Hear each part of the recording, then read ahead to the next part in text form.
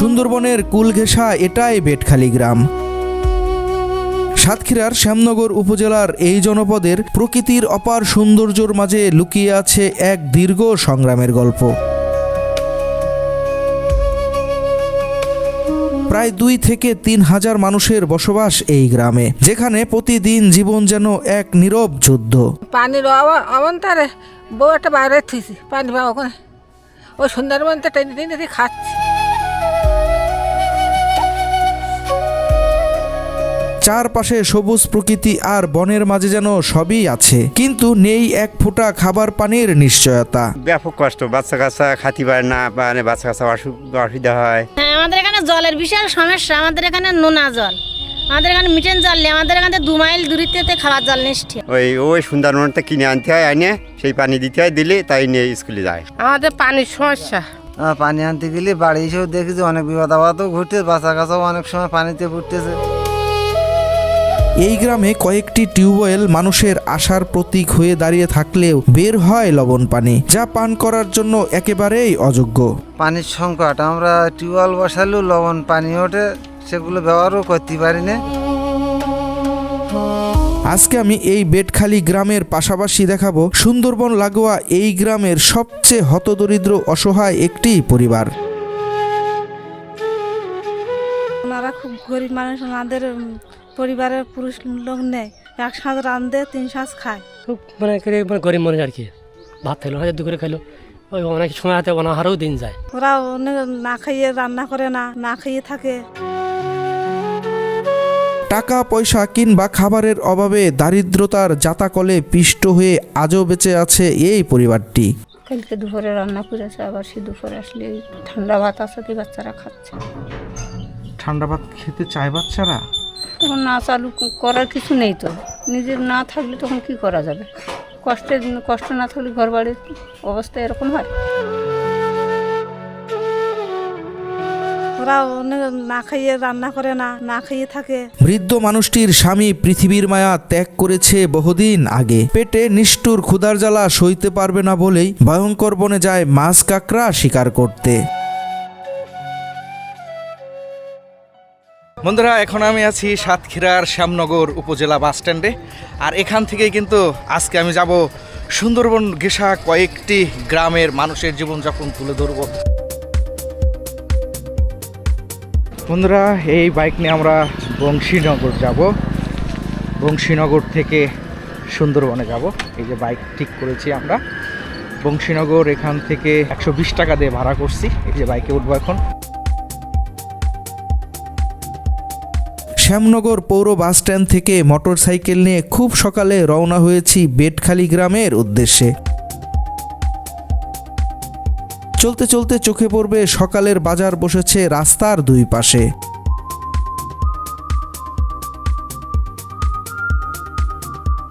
সোনারমোড় বাজার অতিক্রম করে পিচডালা ভাঙা রাস্তা দিয়ে চলে আসলাম বংশীপুর 3 রাস্তার মোড়। বৃষ্টি ভেজা সকালের রাস্তা, দূর থেকে ভেসে আসা হিমেল বাতাস ভেদ করে যতই সামনের দিকে যাচ্ছি, চোখে পড়ছে রাস্তার প্রতিটি বাড়ির সামনে ছোট ছোট পুকুর।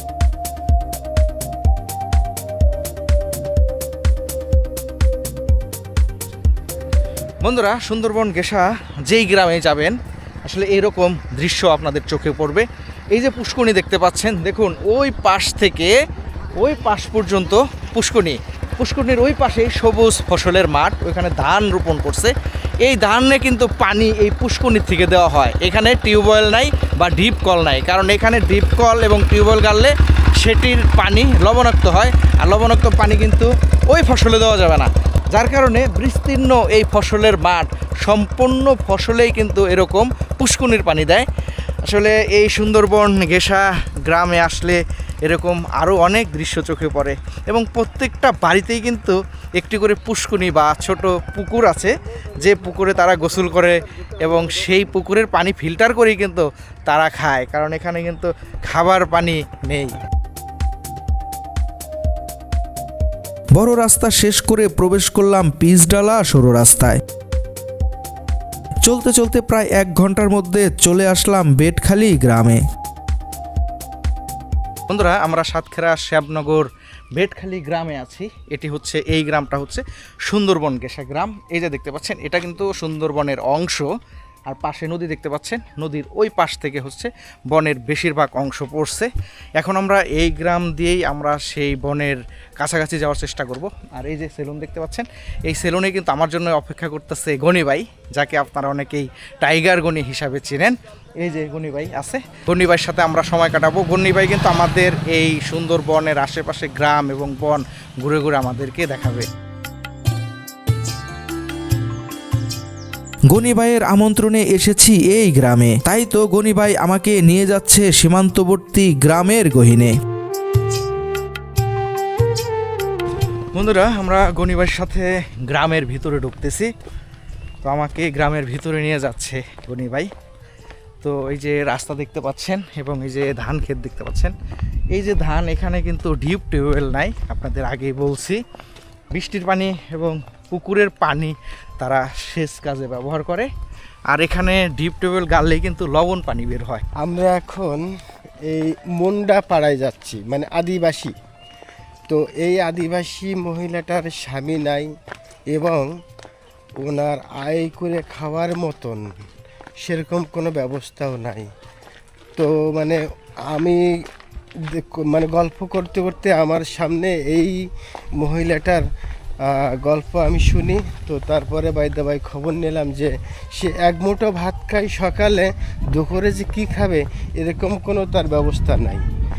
তো আমি সোহেল ভাইয়ের সাথে যোগাযোগ করলাম। সোহেল ভাইকে যে ভিডিওগুলো দেখি, এই ভিডিওতে অনেকেই সহযোগিতা করেন। তো আমি চাচ্ছিলাম যদি এই মহিলাটাকে একটা সহযোগিতা করা যায়, তাহলে হয়তোবা সৃষ্টিকর্তার কৃপায় আমরা কিন্তু অনেকটা সুস্থ এবং ভালো থাকব।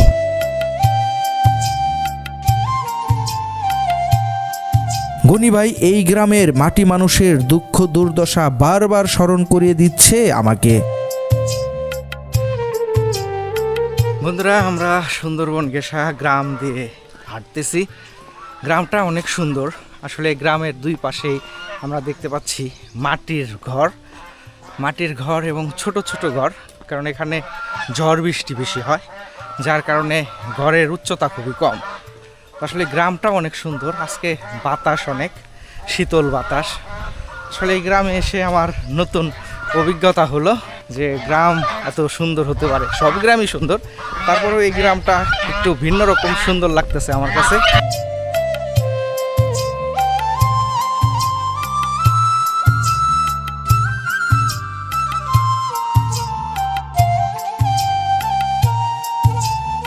বন্ধুরা, এই যে ঘরটি দেখতে পাচ্ছেন, খুবই ছোট ভাঙাচোরা মাটির ঘর। উপরে দেখতে পাচ্ছেন গোল পাতা দিয়ে তারা উপরে ছাউনি দিছে, সেটিও পচে গেছে, বৃষ্টির পানি পড়ে। ঘর দেখুন, এখানে দাঁড়িয়ে যাওয়া যাবে না, বসে বসে কিন্তু এই ঘরে যাওয়া যাবে। আর এই ঘরেই একটি পরিবার থাকে। এই যে দেখুন কিভাবে যায়, আমি যেতে পারবো না, তারপর একটু চেষ্টা করি। এই যে দেখুন, এই ঘরে থাকে, এই যে অন্ধকার, এখানে রান্না করে, এখানেই খায়।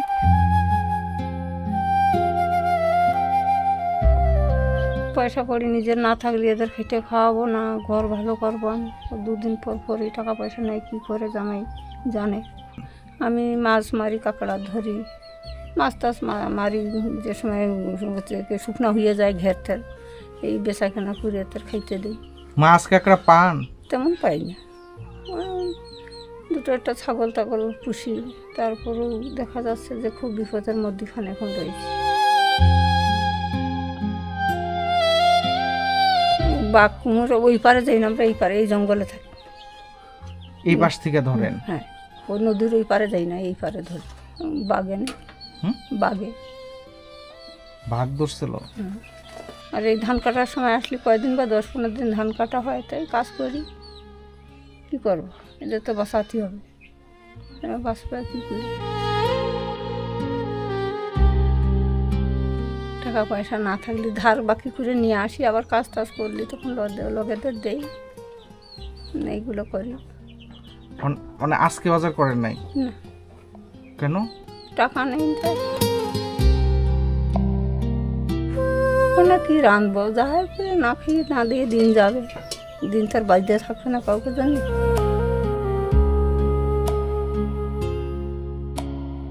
একজনের কাছ থেকে ভাত চেয়ে নিয়ে আসি আর খাওয়াচ্ছি, ছেলেটা কাঁদতেছে উঠে। তখন তো কারেন্ট ছিল না, সোলার ছিল না, তখন ছিল ল্যাম্প জ্বালিয়ে খাওয়ান দাওয়ান করা হতো।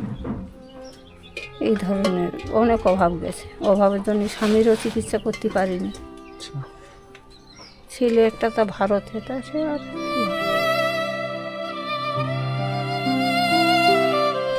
খুব বিপদের খলে পুড়ে গিয়েছে। ওখানে কাজ করতে লোক জায়গায় অনেক লোকজন গেল বাংলাদেশের থেকে, তারা ওখান থেকে টাকা পয়সা নিয়ে পালাত।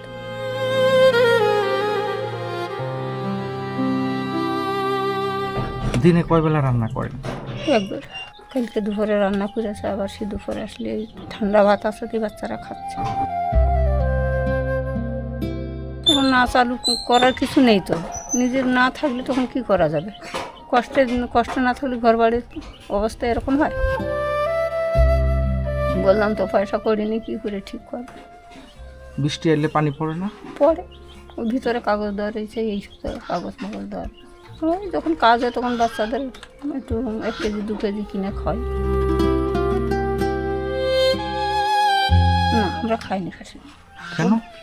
টাকা 800-900 টাকা কেজি থেকে ডাকি, 800-900 টাকা কেজি থেকে ডাকিনে খাচ্ছে। না রান্না করিনি, না থাকলে কিন্তু রান্না করবো। পরে বললাম তো বাজার ঘাট নাই, কাজ নাই, তরকারি কিছু নেই, কোনো কিছুই নাই।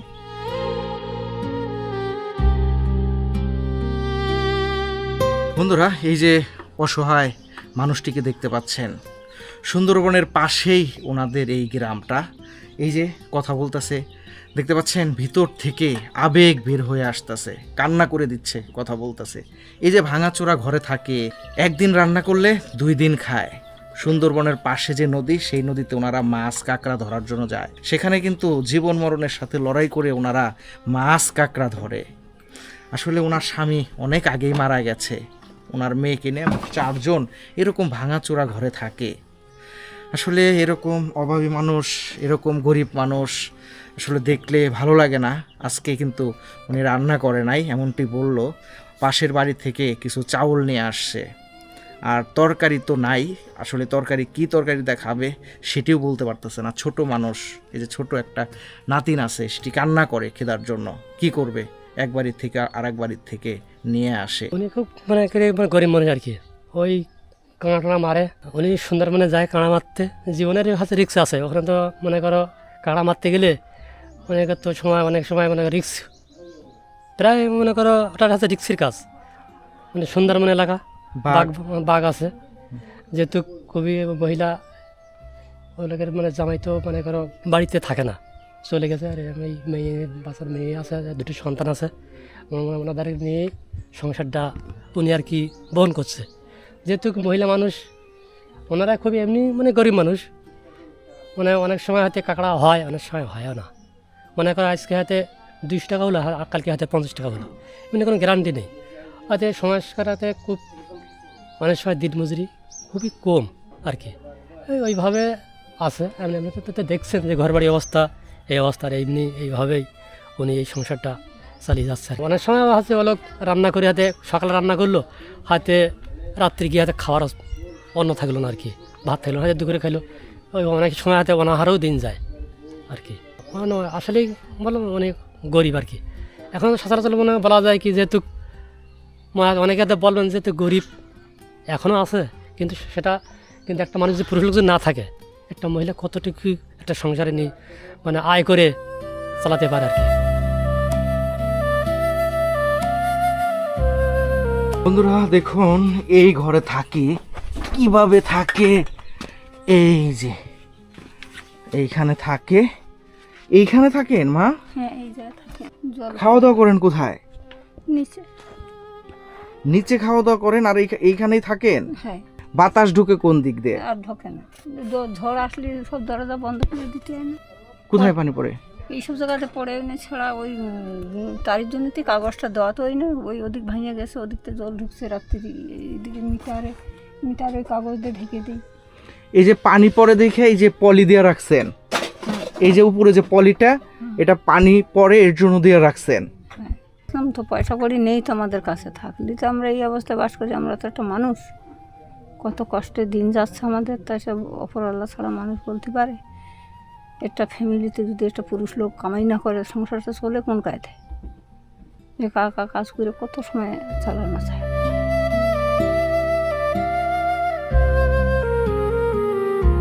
তখন ওই লোকের কাছ থেকে ঋণ করে নিয়ে আসি, ঋণ করে নিয়ে এসে ধার করে খাই, আবার যখন একটু কাজ কাম করতে পারি তখন আবার দেই।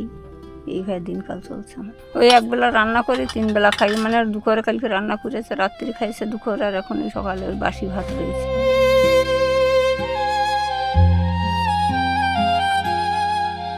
বাচ্চারা কান্না করে না? করলে কী করবো, বুঝাই যে এই খা, কী করবো, এখন পয়সা নেই। না, ও সব পুরাতন কাপড়, নতুন শাড়ি।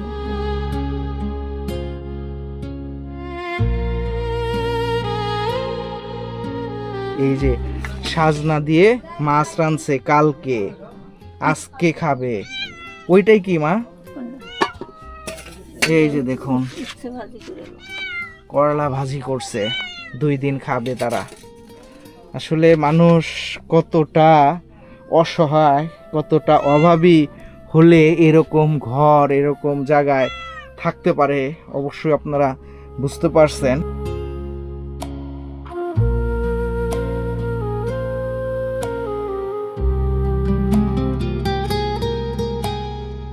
ওনারা খুব গরিব মানুষ, ওনাদের পরিবারের পুরুষ লোক নেই, উনি বৃদ্ধ মানুষ। জঙ্গলে যায় কাঁকড়া মাছ, কাঁকড়া তো সবসময় পাওয়া যায় না, জলের জিনিস। 1 সাঁজ রাঁধে 3 সাঁজ খায়। ওদের খুব মানে ইয়ের মধ্যে রয়েছে ওরা। এই ভাঙাচোরা ঘর, এরা এইভাবে ওরা সোজা করতে পারে না, ওদের সামর্থ্য নেই সেই সামর্থ্য সোজা করা। না 3 বেলা গরম ভাত খাইতে পারে না, 1 সাঁজ রাঁধে 3 সাঁজ খায় ওই ভাত। ওরা অনেক না খাইয়ে রান্না করে না, না খেয়ে থাকে, ওদের খুব কষ্ট হয়, ওনারা খুব গরিব। বন্ধুরা, আমরা যে পরিবারে আসছি, এই পরিবারটা এই মহল্লার মধ্যে সবচাইতে দরিদ্র, এমনটি বলল আশপাশের মানুষ। উনি একবেলা রান্না করে 3 বেলা খায়। সুন্দরবনে মাছ কাঁকড়া ধরার জন্য যায় জীবনের রিস্ক নিয়ে, মাঝে মধ্যে পায়, আবার মাঝে মধ্যে পায় না। না পেলে ওই দিন ওনাদের অনাহারে দিন কাটে, কাউকে ঠিকমতো বলতেও পারে না, লজ্জা পায়, নিজেদের কষ্ট নিজেদের বুকেই চাপিয়ে রাখে। যাই হোক, আমি ওনাদের পরিবারে আসছি, আমি চাবো যে ওনাদেরকে একটু সহযোগিতা করার জন্য। বন্ধুরা, আপনারা অনেকেই বলেন যে অসহায় পরিবার পাইলে তাদের ফোন নাম্বার দেওয়ার জন্য, মোবাইল নাম্বার দেওয়ার জন্য, আপনারা সহযোগিতা করার জন্য চান। আমিও চাবো যে ওনাদেরকে একটু সহযোগিতা করবেন, কারণ ওনাদের এই ঘরটাও কিন্তু ভালো করতে পারতেছে না। আসলে সুন্দরবন উপকূল এলাকায় কিন্তু বৃষ্টি বেশি হয়, আপনারা জানেন। দেখেন, বৃষ্টি হইতে হইতে এই গোলপাতা পচে গেছে, পানি পড়ে, তারপরেও একটা চাল দিতে পারতেছে না টাকার অভাবে। যাই হোক, আমি আসছি, আমিও ওনাদেরকে যতটুকু পারি সহযোগিতা করবো, পাশাপাশি আপনারাও সহযোগিতা করতে পারেন। ওনাদের মোবাইল নাম্বার দিয়ে দেবো। আমি মিথ্যা বলি, গ্রামের লোক তো মিথ্যা বলবে না। যে আমার যদি 200 যখন টাকা থাকতো, আমার নিশ্চয় ছাগল গরু ইত্যাদি তো আমি বেশি করে পালতে পারতাম, মানে খুব এতে চলতে পারতাম, হাইয়েস্টারে চলতে পারতাম, ভালো শাড়ি, মেয়েরও ভালো গয়না দিতে পারতাম। নাতিরে স্কুলে পাঠাতে পারছি না, সাইকেল নেই, সাইকেল একটা কিনতে গেলে এখন 8-9 হাজার টাকার কম হবে না। এই মুহূর্তে আমি 9 হাজার টাকা কোথায় পাবো? এই জন্যই তো কিছু করে দিচ্ছি। যেন হাইটা স্কুলে যেতে পারে না, অনেক দূরই তো। কত দূর? ওই শিলতলায়, এখান থেকে ভাড়া আপনার আপ ডাউন 30 টাকা। সময় সময় যায় হেঁটে। স্যাররা বলে যে তো টাকা দেবা নে, তা বাচ্চারা যেন স্কুল কামাই না করে। কিন্তু বাচ্চারা যখন দেখা যায় শুধু ভাত, একদিন দেখলি ও খাবো না, আমি যাব না, কি করবো, আজকে তরকারি রাঁধবো না কেন? তো নেই তো রান্না করবো কোথা থেকে? থাকলে তো বাচ্চাদেরকে কষ্ট দিতে চায়। টাকা পয়সা থাকলে এখনের পরিবেশ, ধরো ফাদারলুজ বিদেশিরা ওই ঘরগুলো করে দিয়েছে, কিন্তু আমার টাকা থাকলে 50,000 টাকা দিলে আবারও করে দিত। টাকা নিয়ে বিধায় তো, তার জন্য তো আমার করে দেয়নি। কষ্ট লাগলে কার কাছে বলবো? বলার জায়গা নেই তো, নিজের মা বাবা নেই, একটা সন্তান তা ভারতে, কী করে বলবো? আসো না, কিছু না, তেমন কথাও বলে না। আমার কাছে টাকা চাই, আমি এখানে এদের খাওয়াবো না, ওদের টাকা দেবো।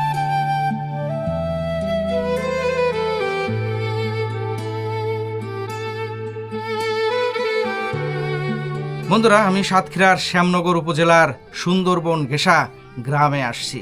এই যে পরিবারটিকে দেখতে পাচ্ছেন, এই পরিবারটি কিন্তু অনেক অসহায়। ওনার স্বামী মারা গেছে অনেক আগে, ওনার মেয়েকে নিয়ে থাকে। মেয়ের বিয়ে হয়েছিল, মেয়ের স্বামীও মেয়েকে রেখে চলে গেছে। দুইটা নাতি এবং মেয়ে নিয়ে এরকম ভাঙাচোরা ঘরে উনি থাকে। উনি সুন্দরবনের নদীতে মাছ ধরার জন্য যায়, কাঁকড়া ধরার জন্য যায়। অনেক সময় পায়, অনেক সময় পায় না। সেখানে মাছ কাঁকড়া ধরাটাও কিন্তু অনেক রিস্কের কাজ। যাই হোক, আমি আসছি, আমি ওনাদের মোবাইল নাম্বার দিয়ে দেব। আপনারা অনেক সময় বলেন এরকম অসহায় মানুষ পেলে তাদের মোবাইল নাম্বার দেওয়ার জন্য।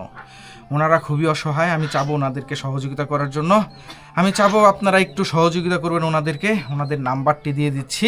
ওনাদের নাম্বারটি হচ্ছে 01351972639। আর আমি যেহেতু আসছি, আমি যতটুকু পারি ওনাদেরকে একটু সহযোগিতা করব।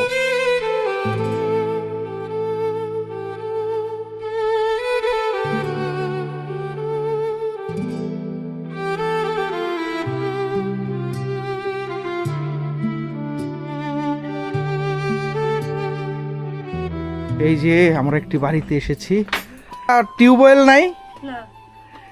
এই যে দেখুন, এটা হচ্ছে বাড়ি।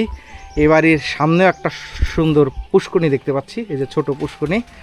ওনাদের এখানে কিন্তু টিউবওয়েল নাই, যার কারণে পানি খেতে হয় জোয়ারের পানি বা বৃষ্টির পানি। আপনাদের এখানে টিউবওয়েল নাই দিদি? টিউবওয়েলের আমাদের জল ভালো নয়, জল মিষ্টি না। সব দেখি পরীক্ষা করে দেখেছি জল মিষ্টি, নোনা জল। ওই ধারে দুই ধারে বসিয়েছে, তা জল ভালো নয়। ওই সুন্দরবনের নেক্সটায় ওই গাড়িতে উঠে কিনে খেতে বিশাল পানির কষ্ট আমাদের। এখন আপনাদের পুষ্করণীতেও তো পানি নাই, গোসল করেন কোথায়? ওই যাইতে পাশের বাড়িতে গোসল করে এসটা। এখন এই পানি কষ্ট, খুব কষ্টর জীবনে। সবসময় খাটাখানি করতে জল প্রশ্ন। এই যে আমি পানি খাইতে চাইছিলাম, আপনি আমাকে কোন পানি খাওয়াইতেন? ওই সুন্দরবনের কলের পানি, পাতালের পানি। বন্ধুরা, আমি যে বাড়িতে এখন আছি, দেখুন ওনাদের কষ্টের কিন্তু শেষ নাই। একটু খাবার পানি সেটা অনেক দূর থেকে আনতে হয়। এই যে ব্যান দেখতে পাচ্ছেন, এই ব্যানে করে খাবার পানি নিয়ে আসে। এই এলাকাতে কোনো বাড়িতেই টিউবওয়েল নাই। টিউবওয়েল যাদের বাসায় আছে, সেই পানি কিন্তু লবণাক্ত পানি খেতে পারে না। এই যে পুষ্করণী দেখতে পাচ্ছেন, যখন এই পুষ্করণী ভর্তি থাকে তখন এখানে তারা গোসল করে। এখন তো গোসলও করতে পারবে না, তারা এখন গোসল করার জন্য কিন্তু অনেক দূরে যায়। এটাই বলল এই কাকি যে এই জীবনটা আসলে অনেক কষ্টের। কষ্ট করে আমরা এখানে থাকি, সংগ্রাম করে থাকি।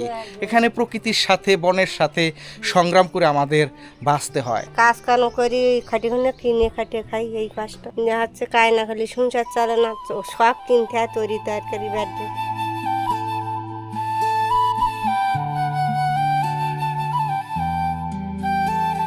পানির ব্যাপক কষ্ট, বাচ্চা কাচ্চা খাতি পারে না, মানে বাচ্চা কাচ্চা অসুবিধা হয়। আপনার এই বাচ্চা কাচ্চা স্কুলে পানি নিয়ে যেতে পারে না, ওই সুন্দরবনটা কিনে আনতে হয়, আনে সেই পানি দিতে হয়, দিলে তাই নিয়ে স্কুলে যায়। সুন্দরবনে বিক্রি করে না, আমাদের ডিপটি কল আছে, ডিপটি কলেতে পানি ওঠে, তাই কিনে আনতে হয় আনে আমাদের। হ্যাঁ, ওখানে ওই যে ফ্রেশ ফিল্টার আছে, কলটা নিয়ে তুলে ফ্রেশ করে ওখান থেকে আনিয়ে আমাদের এলাকায় সবাই খায়। এখানে প্রায় 4-5 গ্রাম ব্যাট দিয়ে সবাই খায়। আমাদের বিরাট পানির কষ্ট আমাদের এই গ্রামটা হলো সুন্দরবনের পাশে নদী এলাকায়। আমাদের এখানে খুবই অসুবিধা, পানির সংকট। আমরা টিউবওয়েল বসালেও লবণ পানি ওঠে, সেগুলো ব্যবহারও করতে পারি না। তা যদি এখানে একটা অন্য কোনো ব্যবস্থা সরকার করে দিত, তাহলে আমাদের গ্রামের সবাই একটা সুবিধাভোগী হতে পারে। 5-7 হাজার মানুষ, আমরা 3-4 পাড়া এখানে আমরা সব পাশাপাশি, সবাই পানির সংকট, সবাই বহু দূরত্বে এনে খাইতে হয় আমাদের। আপনারাও আছেন আর সরকারও আছে, সহযোগিতা করে যদি আমাদের একটু দেন, তাহলে আমাদের সবচেয়ে সুন্দর হয়। মেন হচ্ছে পানির সমস্যা। পানি আমরা খাতে পাচ্ছি না, ওই দূরের থেকে আনতে হবে। পানির সমস্যা, পানি খাতে পাচ্ছি না, তো হাঁড়িও বানা পানি না, এ পানি খাওয়া যায়। টিউবওয়েলে নোনা পানি উঠতে খাতে পাচ্ছি না। সুন্দরবন বেশি দূর না, তো ওই গাছ ট্যাঙ্ক দিলি, গাছ ট্যাঙ্কে আমরা বর্ষাকালে পানি ধরে থবো, সেই পানি আমরা সারা বছর খাবো। আমাদের সমস্যা, আমরা এই সুন্দরবন উপকূলে বাস করতেছি, বহু দূরে পানি আনতে যাইতে হয়। আমাদের বাড়ি এসে দেখা যাচ্ছে কাজের মানুষ না দিলে আমরা পানি কাজের মানুষ এইখান থেকে আমরা পানি আনতে গেলে বাড়ি এসেও দেখি যে অনেক বিপদ আপদও ঘটে, বাচ্চা কাচাও অনেক সময় পানিতে ফুটতেছে, পুকুর পানিতে ফুটতেছে, অনেক সময় গাড়িতেও অ্যাক্সিডেন্ট হচ্ছে। এইভাবে আমাদের জীবনযাপন কাটাতে হচ্ছে। এখন আপনাদের সহযোগিতা আর সরকারের সহযোগিতা যদি আমরা একটু পানির এখানে কোনো একটা ব্যবস্থা পাই, সেইটা আমাদের জীবনটা খুব বাঁচাতে পারে। পানির সমস্যা খুব, পানির অবন্তারে বউ একটা বাইরে থুইছি পানি পাবো ওখানে, ওই সুন্দরবনতে টেনে টেনে খাচ্ছি ছাড়লে পানি কষ্ট, পানির কষ্ট আগো। হ্যাঁ, বাচ্চা কাচারও কষ্ট, বাচ্চা কাচারাও আসবে এইখানে, লবণ পানি ছাড়া ওঠে না টিউবওয়েল।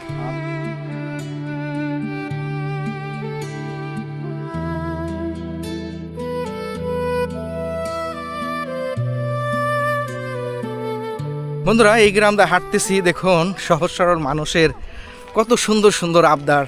আসলে এই আবদারটা থাকাটাই স্বাভাবিক। এখানে পানির সমস্যা, সবচেয়ে বড় সমস্যা হচ্ছে পানি, গোসলের সমস্যা, খাওয়ার সমস্যা। ছোট ছোট বাচ্চারাও পানি খেতে পারে না, অসুস্থ হয়ে যায় লবণ পানি খেতে খেতে।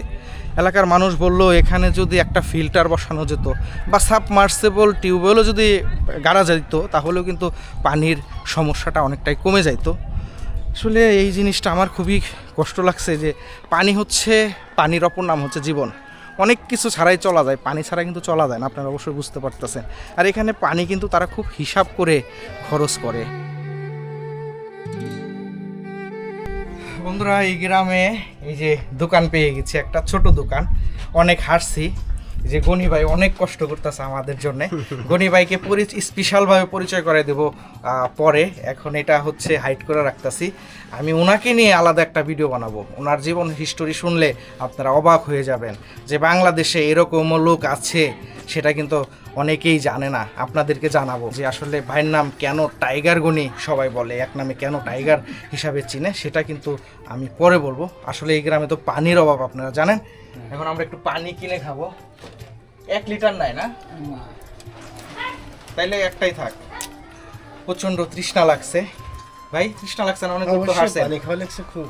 আমাদের এখানে জলের বিশাল সমস্যা। আমাদের এখানে নোনা জল, আমাদের এখানে মিটেন জল নেই। আমাদের এখানে 2 মাইল দূরত্বে খাবার জল নিষ্ঠে। হ্যাঁ, এত দূর থেকে সবসময় তো আনা যায় না। বিশাল জলের কষ্ট, আর কোনো না, আমাদের বিশাল জলের কষ্ট। ভালো উগার হবে, আমাদের একটা টিউবওয়েল দিলে খুব ভালো হবে। আর আমাদের এখানে 2-3 মাইল দূরত্বে জল এনে খাইতে আর ডেলি যাইছে। হ্যাঁ, এখানে যদি একটা টিউবওয়েলের করে তো আমাদের 7,000 মানুষের জন্য খুব বিরাট একটা উপকার হবে আমাদের, মানে খাবার দাবার দিক থেকে আমাদের বিরাট হবে। আর জল নেওয়ার জন্য আমাদের 2 মাইল 2.5 মাইল দিয়ে হাঁটে যেতে জল আনতে, বুঝতে পেরেছেন?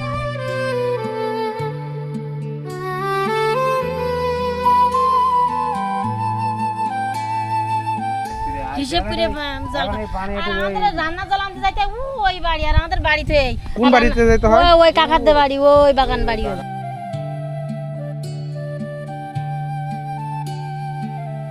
এখানে প্রায় 7,000 মানুষ কিন্তু খাবার পানির সমস্যায় ভুগছে। এখানকার মানুষের দাবি, যদি কোনো দানবীর ব্যক্তি এখানে একটি টিউবওয়েল গেড়ে দিত, যেটাকে সাবমার্সিবল বলে, অনেক গভীর থেকে যে পানি উত্তোলন করা হয়, সেই টিউবওয়েল গেড়ে দিলে কিন্তু 7,000 মানুষ খাবার পানি থেকে মুক্তি পেত।